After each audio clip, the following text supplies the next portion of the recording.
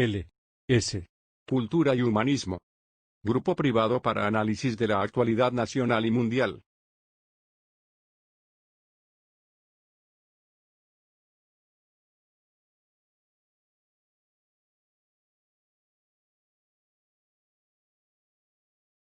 Quito. Y la movilización indígena.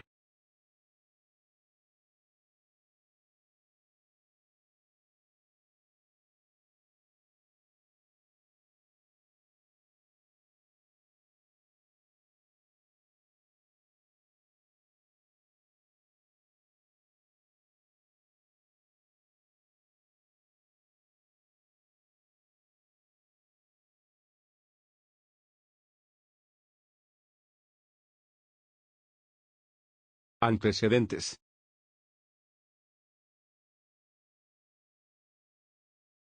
En octubre del año 2019, miles de indígenas pertenecientes a varias comunidades de la Sierra y Oriente ecuatorianos, se movilizaron y marcharon hacia la capital, como reacción frente a las medidas económicas decretadas por el gobierno de Lenín Moreno, claramente relacionadas con el cumplimiento de compromisos acordados con el Fondo Monetario Internacional. Lo ocurrido en esos días es ya parte de la historia nacional. La ciudad fue caotizada, y los actos vandálicos que destruyeron parte del centro histórico y culminaron con el incendio del edificio de la Contraloría General del Estado, han hecho correr mucha tinta en numerosos análisis, que han enfocado los hechos desde diferentes perspectivas, y han intentado responder las siguientes inquietudes sobre lo acontecido. Primera pregunta. ¿Por qué esta nueva expedición de los movimientos indígenas adquirió una violencia tan inusitada? Muy distinta de acciones anteriores que fueron pacíficas y merecieron el apoyo de los quiteños, particularmente de su clase media. Segunda pregunta. ¿Hubo infiltración de un determinado partido político? Uno de cuyos voceros había declarado, poco antes, su interés en desestabilizar al gobierno recurriendo a nuevas estrategias. Tercera pregunta. ¿Jugaron algún papel los ciudadanos extranjeros residentes en nuestro país, particularmente los venezolanos? Cuarta pregunta. ¿Podrá justificar la historia la extrema violencia con la que el régimen, a través de los ministerios de Gobierno y Defensa, reprimió a los indígenas y a los ciudadanos que se volcaron a las calles en aquellos días? Quinta pregunta. Con la destrucción de Quito y la derogatoria, inmediata y bajo presión, de las medidas económicas, ¿alguien ganó? ¿O más bien perdimos todos? Las ideas. Presentamos, sin que constituyan resoluciones de consenso, las principales ideas expresadas durante la tertulia, las mismas que sea por la información aportada o por el análisis realizado, han servido a los siguientes propósitos. 1. Mejorar nuestra comprensión del tema. 2. Incentivarnos a reflexionar constructivamente. Y 3. Llevarnos a asumir el compromiso que como ciudadanos de este país, nos compete para incidir positivamente en el devenir histórico de nuestra sociedad.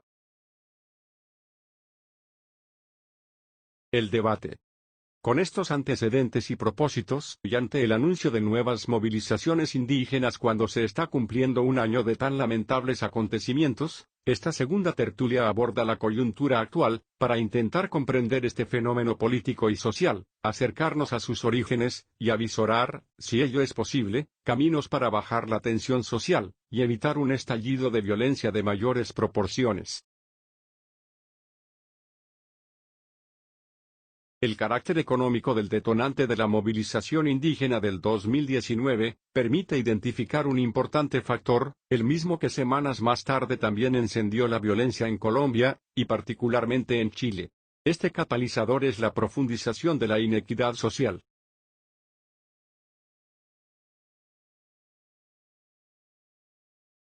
Esto es más que una simple afirmación. Varios participantes en la tertulia compartieron sus experiencias como testigos de primera mano, de la pobreza extrema en que viven varias comunidades indígenas de la serranía, pobreza que somete a una vida indigna, a compatriotas que habitan sectores depauperados en todas las urbes y comunidades rurales de nuestro país, exacerbada ahora por la pandemia, pero fundamentalmente por el perverso manejo económico del gobierno, y la corrupción rampante que cual cáncer invasivo, infiltra todos los sectores de nuestra población, añadiendo un componente de miseria moral, que abruma al ciudadano de bien, socava la autoestima del ecuatoriano, y lo hace proclive a abandonar cualquier intento de lucha para sobreponerse a esta realidad. En este escenario, la educación que es la llamada a redimir a los individuos y a la sociedad en su conjunto, no llega a alcanzar plenamente este objetivo por tres razones. Primero, la educación mantiene un modelo conductista, despojado de cualquier pensamiento crítico, que resulta totalmente inútil para el análisis de la realidad, pero muy útil para la alienación y el adoctrinamiento. Segundo, los gobiernos de turno tienden a ver en la educación rural un instrumento de intervención política, que utilizan privilegiando sus propios intereses, por sobre los de la comunidad. Tercero, el ilógico e irresponsable recorte en el presupuesto para la educación, decretado por un gobierno que es incapaz de comprender que los presupuestos para la salud y para la educación son inversiones, no gastos. Que una población sana y educada constituye el principal motor de desarrollo integral, inclusive el económico, de una nación, es una verdad que la puede ver cualquier gobernante responsable. Llegamos de esta manera a la siguiente ecuación. Mayor inequidad, por menor educación, es igual a mayor violencia social. Lo que genera un sustrato social potencialmente explosivo, en el que pueden germinar hechos de violencia que no quisiéramos llegar a vivir. Esto podría expresarse de la siguiente manera. Pobreza extrema, más adoctrinamiento, resulta en un estallido social. Ahora, sin ser expertos, pero intentando una aproximación a la dinámica de la movilización indígena, podríamos establecer los siguientes elementos e inquietudes que merecen análisis más profundos. 1. En el artículo 1 de la Constitución vigente del año 2008, se establece que el Ecuador es un Estado constitucional de derechos y justicia social, democrático, soberano, independiente, unitario, intercultural, plurinacional y laico. 2. Merece destacarse que antes de plantear la interculturalidad y plurinacionalidad del Ecuador, la Constitución deja sentado que el nuestro es un país unitario, por tanto, no cabe ningún tipo de divisionismo en nombre de la rica diversidad de nacionalidades y culturas que constituye nuestro Estado. 3.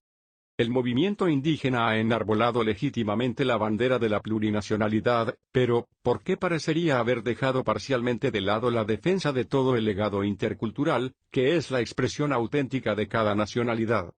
Tal vez porque reivindicar la plurinacionalidad va de la mano con derechos territoriales. Esperemos que no se sacrifique lo uno, muy valioso, por lo otro, igualmente importante. Ahora, sin ser expertos, pero intentando una aproximación a la dinámica de la movilización indígena, podríamos establecer los siguientes elementos e inquietudes que merecen análisis más profundos. No pretendemos poseer soluciones para evitar un nuevo asalto a la capital, pero más allá de ciertas ideas prácticas, relacionadas con sacar del centro histórico la sede del gobierno central, es indudable que todos los ecuatorianos debemos abordar algunas tareas urgentes. Primero, procurar individual y colectivamente la tan ansiada justicia social, con libertad y respeto, que nos permita disminuir la enorme brecha que existe entre los excesivamente ricos y los extremadamente pobres.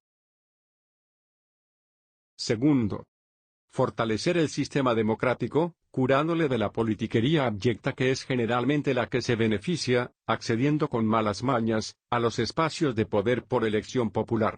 De ello se deriva. Tercero, emprender una verdadera educación cívica, que nos concientice sobre la trascendencia de nuestra participación responsable y honesta en el ejercicio electoral, y el valor que tiene nuestro voto para decidir el destino del país.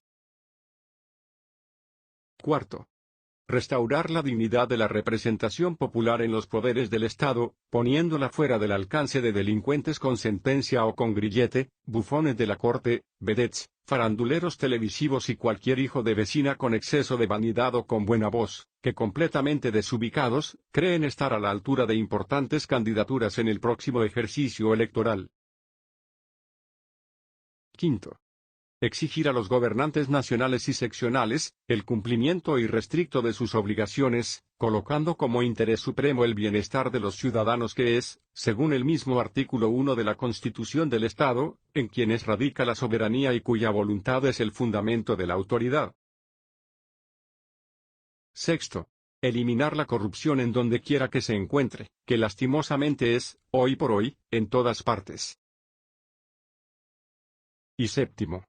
Rescatar la educación como derecho irrenunciable de todos los ecuatorianos, y dotarle del presupuesto necesario para que con el máximo nivel de calidad, entregue soluciones a los graves problemas de nuestra sociedad, manteniéndose al mismo tiempo, alejada de cualquier práctica de alienación o adoctrinamiento.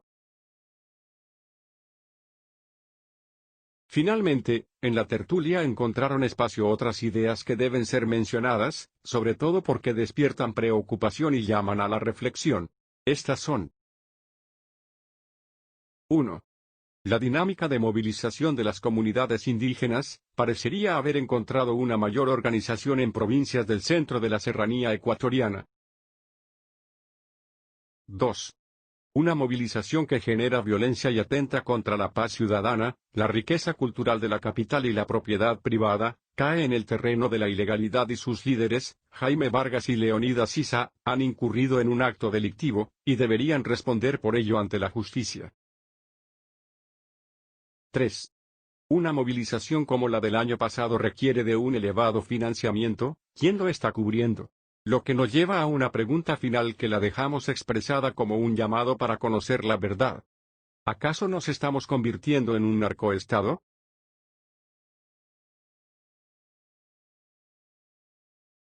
Les esperamos en nuestra siguiente tertulia.